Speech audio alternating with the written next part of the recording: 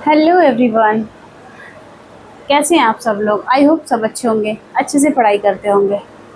तो जो हमारी अब क्लास होने वाली है वो है ज्योग्राफी की, जिसमें हम पढ़ रहे हैं टोपोग्राफी। और टोपोग्राफी में हम पढ़ रहे हैं नदियों द्वारा, पवन द्वारा, है ना, हिमनद के द्वारा या मरुस्थल में बनने वाली स्थलाकृतियाँ, इनके द्वारा बनने वाली स्थलाकृतियों के बारे में डिटेल में पढ़ रहे हैं। ठीक है। तो मेरे चैनल का नाम है शमा एकेडमी, इसको सब्सक्राइब करें और मेरे साथ पढ़ें ज्योग्राफी एंड पॉलिटी। बहुत आसान भाषा में, बहुत अच्छे तरीके से मैं पढ़ाने की कोशिश कर रही हूँ। तो आप मेरे साथ जुड़ें और मेरा चैनल को सब्सक्राइब करें, शेयर करें स्टूडेंट के साथ में। मुझे लगता है इससे बेनिफिट होगा। तो आज जो हमारी क्लास है वो है हिमनद से बनने वाली स्थलाकृतियाँ। क्या है? हिमनद, नद से बनने वाली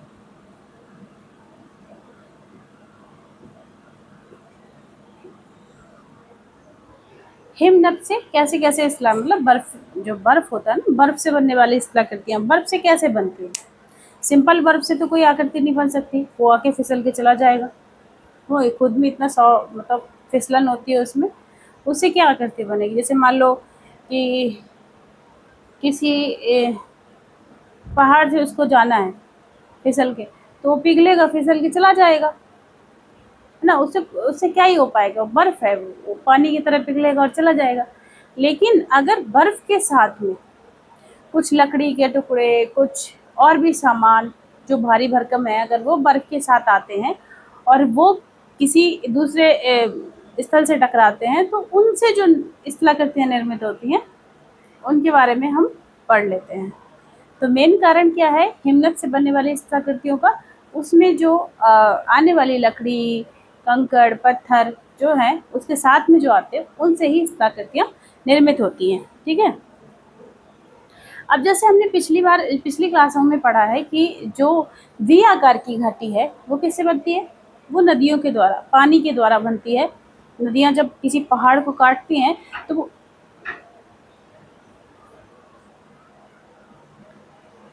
एक्चुअली कोई अचानक से आया था तो मुझे जाना पड़ गया। और मैं कहाँ पर क्या पढ़ा रही थी? मैं पढ़ा रही थी हाँ कि वी आकार की घाटियाँ।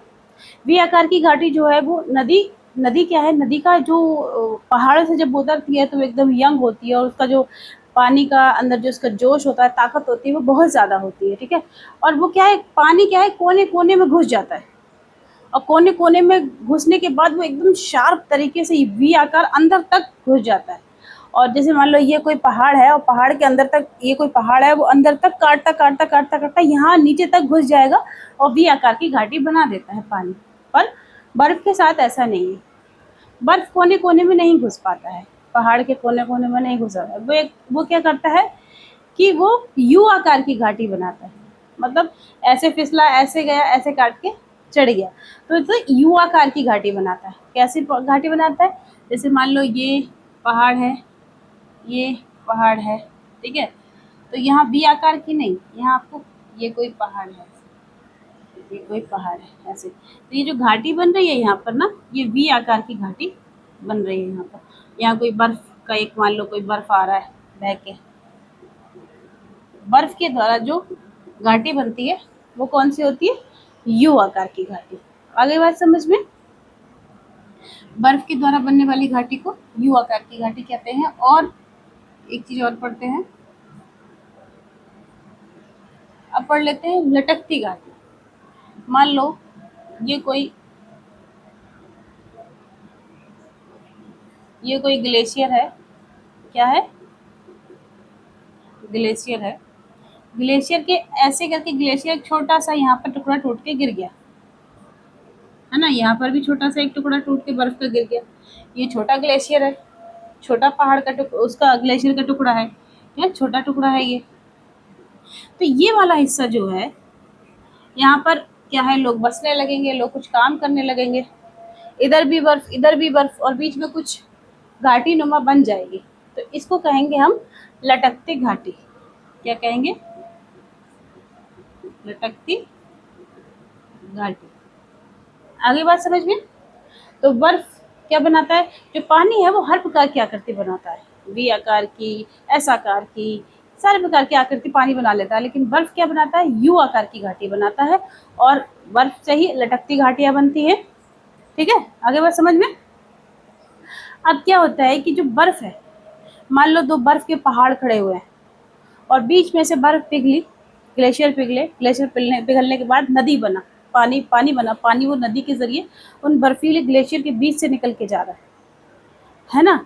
तो उस बर्फीले ग्लेशियर के बीच से निकलने वाली नदी को हम क्या कहते हैं? फियोर्ड। जमा हुआ बिल्कुल एकदम ठंडा, तो उसको कहते हैं हम फियोर्ड। फियोर्ड तट। जैसे मान लो एक ये पहाड़ है और एक ये पहाड़ है, ठीक है। ये यहाँ पर ये सब बर्फ जमी है पहाड़ के ऊपर, ये भी बर्फ जमी है, ये भी बर्फ जमी है, पर यहाँ से बीच से ये जो है वो नदी निकल के जा रही है, नदी निकल के जा रही है। तो ये बिल्कुल ऐसे जो बर्फ पानी होता है वो क्या करता है? पहाड़ को बिल्कुल ऐसे सीधा खड़े खड़े काट देता है। वो कोई यू आकार की, वी आकार की घाटी नहीं बनाता, पानी बर्फ को एकदम सीधा सीधा काट देता है। तो क्या होता है कि बिल्कुल खड़े हुए पहाड़ होते हैं और बीच से नदी जाती होती है ना। तो उसको कहते हैं हम जमी हुई। जैसे ये बर्फ है, यहाँ ये सब बर्फ ही बर्फ है, ठीक है। ये भी नदी जो है वो बर्फ की ही है, पानी अंदर अंदर बहता होता है, ऊपर से जमी होती है ना, बर्फीली नदी। तो इसको ही हम फियोर्ड कहते हैं। क्या कहते हैं? फियोर्ड। यहाँ तक आ गया समझ में? फियोर्ड क्या होते हैं? दो खड़े पहाड़ों के बीच से निकलने वाली नदी को ही हम फियोर्ड कहते हैं। मतलब पहाड़ नहीं, ग्लेशियर। दो ग्लेशियर खड़े हैं, उसको बिल्कुल सीधे जो काटता है पानी, वो पानी बर्फीला होता है। दो खड़े ग्लेशियर के बीच से निकलने वाली नदी को हम फियोर्ड कहते हैं। आगे बात समझ में? यहाँ तक आपको अच्छे से समझ में आ गया होगा। तो ये समझ में आ गया आप ये हो गया तट। जो तट भी है इसका ये कहते हैं फियोर्ड तट, है ना। ये जो बर्फीले नदी निकल के गई दो ग्लेशियर के बीच से, इसी को हम फियोर्ड कहते हैं। इसको हम मिटाते हैं, फिर आगे बताते हैं।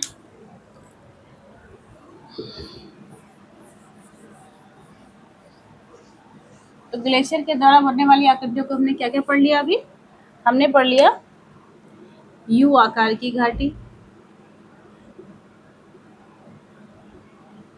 ठीक है। हमने पढ़ लिया आपका फियोर्ड नंबर 1, 2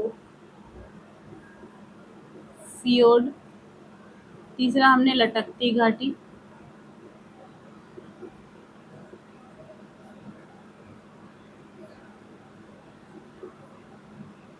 ओहो, लटकती घाटी।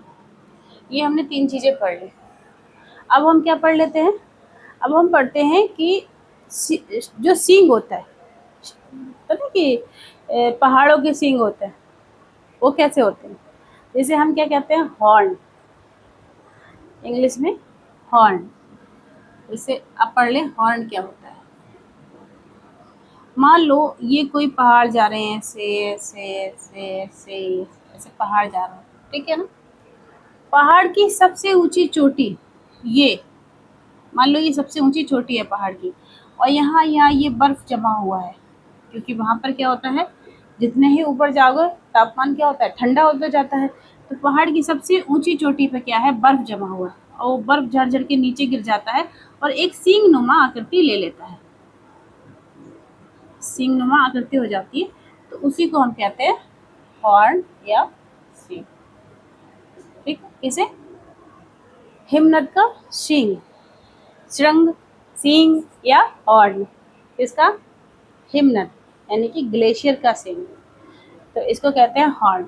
जब ये सबसे ऊंची चोटी पे जाके बर्फ नीचे गल के गिर जाता है और एक आकृति बनाता है सींग की तरह, तो उसी को हॉर्न या सींग कहते हैं। आई बात समझ में? इसको मिटाती हूँ। अब हम पढ़ लेते हैं शर्क, एरिट और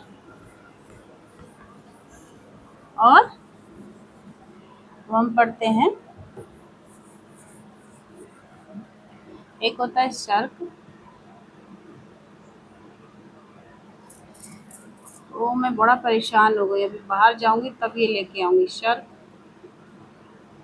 एरिट और सिहिम श्रृंग, उसको क्या कहते हैं, जो हिंदी में उसको क्या कहते हैं, पहाड़ को हिंदी में कहते हैं ग्री ग्री ग्री ग्री श्रृंग। याद आ गया, मैं भूल जाती हूँ कभी कभी। ग्री श्रृंग, ये पहाड़ को कहते हैं ग्री, श्रृंग मतलब सींग, पहाड़ का सींग। इन तीनों चीजों को हम पढ़ने जा रहे हैं। आकृति के हिसाब से पढ़ लेते हैं तो आपको समझ में आ जाएगा। शार्क, मान लो ये एक इस तरीके से जो ग्लेशियर है, ग्लेशियर का बर्फ पिघल जाता है और इस तरीके की एक झील का निर्माण करता है। और ये ग्लेशियर यहाँ पर खड़ा है, ठीक है, एक ग्लेशियर यहाँ खड़ा है, पर कुछ पिघलने के बाद यहाँ पर एक झील का निर्माण करता है, झील जैसा एक निर्माण होता है। इसी झील को हम कहते हैं शार्क, ठीक। अब ये ग्लेशियर क्या हुआ, इस तरीके से ऐसे करके ये फिर हुआ, यहाँ पर पिघल के एक झील का निर्माण कर दिया, एक झील, इधर भी पानी इधर भी पानी, तो ये भी हो गया शार्क, ठीक है, समझ में आ गया। ऐसे ये बढ़ के एक और इस तरीके का एक और ऐसे पहाड़ का निर्माण कर दिया और ऐसे यहाँ पर शार्क बना दिया। ये भी झील हो गई, ये भी झील हो गई, तो ये भी शार्क, ठीक है। अब ये क्या हो गए, ये जो हो गए, ये जो पहाड़ है ऐसे, इसको कहते हैं एरेट,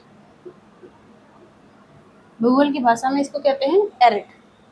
ये दोनों एरेट, अगर ये लाइन से ऐसे बनते चले जाते हैं तो ये सींग के नुमा नहीं लग रहे हैं, ऐसे ऐसे सींग के नुमा खड़े हुए लग रहे हैं, पहाड़ पे सींग के नुमा खड़े हैं, तो इसको कहते हैं ग्रीस रिंग। इसे लाइन से जब ये खड़े हो जाते हैं तो पहाड़ के क्या कहलाते हैं, ये सींग, तो इसको कहते हैं ग्रीस रिंग।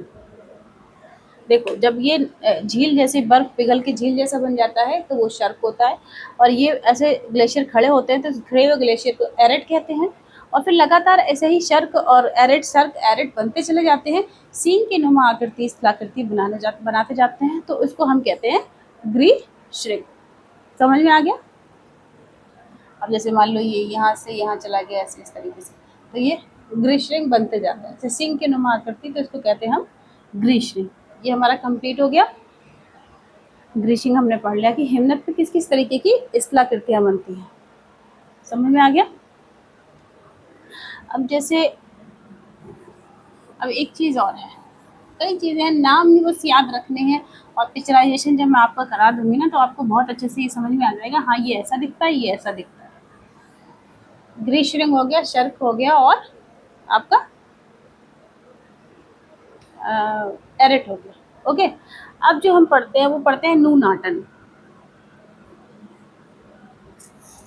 ओहो बड़ा परेशान हो गई मैं, एक मिनट आप होल्ड करें, मैं आती हूँ। हाँ तो ये थोड़ा ठीक चल रहा है, इसी से समझाती हूँ। अब हम पढ़ लेते हैं नूनाटन। नूनाटन क्या होते हैं, क्योंकि हम पढ़ रहे हैं टोपोग्राफी, तो टोपोग्राफी में जैसे बर्फ के द्वारा कौन कौन सी स्थलाकृति बनती है उनके नाम याद करने, हवा के द्वारा कौन सी स्थलाकृति बनती है उनके नाम याद करने, ऐसे ही जो हिमनद के द्वारा हम पढ़ रहे हैं इन स्थलाकृतियों के नाम ही नाम याद करने हैं, पिक्चराइजेशन देख लेना है कि हाँ वो एग्जाम पॉइंट ऑफ व्यू से इंपॉर्टेंट होते हैं, इसलिए आपको पढ़ना है, ताकि आप जब किसी भी तरीके की geography, world geography, Indian geography जब आप पढ़े ना तो ऐसे नाम समझ में आए, ये चीज़ समझ में आए कि हम ये पढ़ चुके हैं डिटेल में, बेसिक्स हैं हमारे, ठीक है। नूनाटन ये क्या होता है, जैसे ऊपर से आप कभी पहाड़ को देखेंगे, जैसे हिमालय को देखो ऊपर, छोटे छोटे मतलब बर्फ के बीच में छोटे छोटे काले काले कहीं पहाड़ दिखाई देते हैं, जैसे ना बर्फ के बीच में से ऐसे काले काले पहाड़ आपको झांकते हुए दिखाई देते हैं, तो उस झांकने वाली जो आकृति बनती है उसी को हम नूनाटन कहते हैं। मान लो ये पहाड़ है, ये पहाड़ है, ये पहाड़ है, ऐसे पहाड़ हैं छोटे छोटे दिख रहे हैं, इनके ऊपर, सबके ऊपर बर्फ है, लेकिन कहीं कहीं छोटे छोटे धब्बे ऐसे मुंह झांकते हुए काले काले पहाड़ भी दिख रहे हैं साथ में। तो उस जो आकृति बनती है ऊपर सैटेलाइट से देखा जाता है, वो आकृति जो बनती है उसी को हम नूनाटन कहते हैं। मतलब बर्फ के अंदर से झांकते हुए जो पहाड़ झांक रहे हैं बर्फ के अंदर से, उस झांकने वाली आकृति को ही हम नूनाटन कहते हैं। मैं इसका फोटो लगा दूंगी अभी, आपको अच्छा लगेगा देखते हुए, ठीक है। नूनाटन हो गया। अब दूसरा हो गया आपका एस्कर। एस्कर ये क्या होता है? ये होता है स्कर जब जब जैसे बर्फ है, नहीं बर्फ अपने साथ में ग्लेशियर जब पिघलते हैं तो बर्फ तो आराम से पिघल के वो पानी बन के चला जाएगा। लेकिन क्या होता है कि बर्फ अपने साथ में कुछ लकड़ी, पत्थर के टुकड़े, कुछ ऐसी चीजें बर्फ के साथ में जाने लगती हैं। और जाने के बाद जब पहाड़ घिस घिस के उसके साथ में थोड़ा सा पहाड़ को अपर्दन करते हुए वो अपने साथ में ले जाता है ना।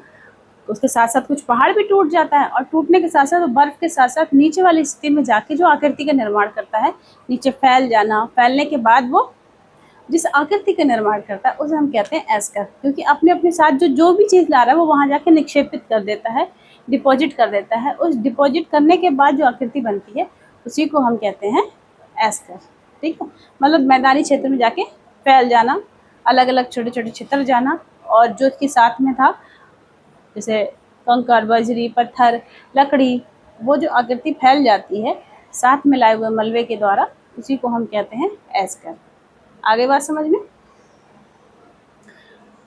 डिस्टरबेंस हो रहा है शायद, कोई कॉल या कुछ मैसेज वगैरह आ रहे हैं मेरे फ़ोन पे। चलो अब ठीक कर लिया। तो अब हमारी 3-4 आकृति और बची हैं। जैसे अब बची है रासबुटाने,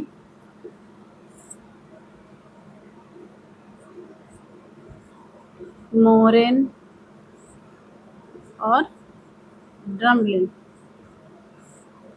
ये क्या है? रासबुटाने जो बर्फ होता है वैसे रुई की तरह, बिल्कुल जैसे कॉटन की तरह, भेड़ के बालों की तरह एकदम झाग बनाता हुआ दूर तक बहता चला जाता दिखाई देता है ना। कि उस रुई के फाये की तरह दिखाई देता है।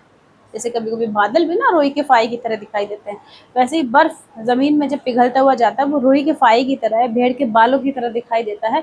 उसी को हम कहते हैं रासबुटाने। ठीक है। और जो छोटा छोटा होके बारीक बारीक, जैसे हवा जो होते हैं ना, बर्फबारी होती है तो धीमे धीमे बर्फ के मतलब फुहारे नीचे एकदम बिछते जाते हैं, वाइट वाइट वाइट वाइट चादर की तरह, एकदम महीन महीन बर्फ, एकदम चादर की तरह, चादर की नुमा पहाड़ को ढक लेता है, जमीन को ढक लेता है। उसी को क्या कहते हैं? उसी को हम कहते हैं मोरेन। उसको हम कहते हैं मोरेन। ठीक है, उसको क्या कहते हैं? मोरेन। बर्फ की चादर नुमा परत, इसको हम कहते हैं मोरेन। और इसको कहते हैं भेड़ के बालों जैसा आकृति बर्फ के द्वारा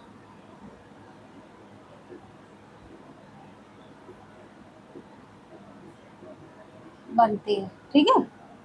ड्रमलिन, ड्रमलिन क्या होता है? ये कि बर्फ पिघल के जो नीचे आता है, नीचे आने के बाद एक उल्टे नाद की तरह हो जाता है, ऐसे उल्टे नाद की तरह, इस तरीके से ड्रम के टाइप से। तो उल्टे नाद की तरह बनने वाली आकृति को ही हम बर्फ के द्वारा, जैसे बर्फ पिघल के नीचे आया आया आया और नीचे वाले एरिया में जाके क्या हुआ कि वो ड्रम की तरह ऐसे अंदर घुस गया, उल्टे नाद की तरह ऐसे, है ना। वो सब चीज़ मैं आपको दिखाऊंगी।